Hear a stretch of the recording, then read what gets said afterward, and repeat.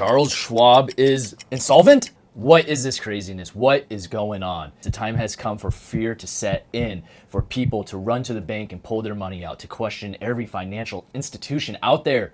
The same bank runs we saw in 1909, 1929, 1870. Fear never gets old. And that is exactly what is going on right now with Charles Schwab.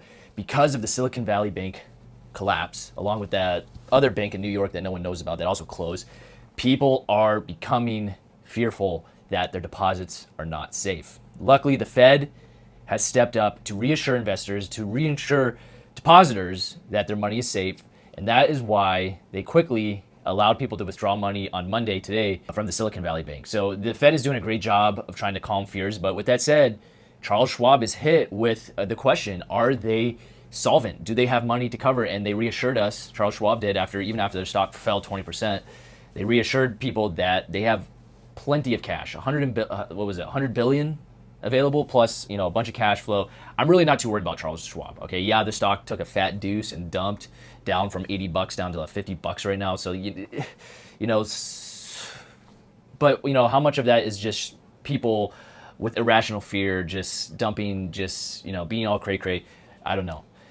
But here we are. Charles Schwab is being questioned if they're going to become insolvent. I don't think it's going to be an issue. Again, the reason why I care about this is because as a TD Ameritrade customer that has now been acquired by Charles Schwab, I'm tied closely to that company. And so recently we've been seeing order flows being super laggy. We've been seeing a bunch of crazy volatility in the market, all due to this banking crisis that has been going on, linked to that collapse of the Silicon Valley Bank. And again, the Fed is doing a great job of reassuring people that everything's going to be all right, and that is important when it comes to a bank run, because a bank run is fundamentally based on fear. People afraid that their deposits are not safe, so they rush into the bank and they start pulling money. It's a snowball effect. All right, it's just like trading. When one guy sells, the next guy sells, and it can start that capitulation. It can start that snowball that just keeps going and going and going. And so that's the fear. This is, we remember Lehman Brothers in 2008, right? That sort of kicked off the big. Is that the case now? Maybe, but one thing is for sure: the economy is on the fritz. Okay, and nobody is safe. And I hate to start the fear, but it's becoming more and more apparent that things are not as rosy and beautiful as they were a year or two ago when we had all that stimulus money, when we were seeing the stock market go crazy, when we saw Bitcoin go to the moon. Those days are done for now.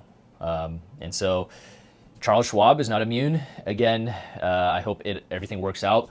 They're my broker. I love that broker. Yes, they've been having some lag recently that I'm not really too happy about. So if I have to switch brokers, that's the way it is. But I'm really not too worried at the end of the day with the solvency of Charles Schwab. I don't think there's going to be a bank run. I don't think people are going to be pulling money out of Charles Schwab. There's definitely fear. I think short sellers are jumping on that fear, and they're capitalizing, bringing that extra selling pressure. And I really think the banking market will recover. I think this will be sort of a quick drop, although anything could happen. Let me know in the comments what you guys think. But that's where we're at. Charles Schwab down over 20%, and this is the real deal, guys. So anyways, of course, FDIC covers up to $250,000. So I've been spreading money around to different banks because I was over deposited in one particular bank. So I'm going to, and I have already done so, move money around to different banks, and that will ensure that if a bank does fail, I will get the $250,000 FDIC insured money, and that's a little bit of protection for me. So anyways, guys, I thought I'd just update you on the Charles Schwab. We'll see what happens. Let me know in the comments what you think. Take it easy.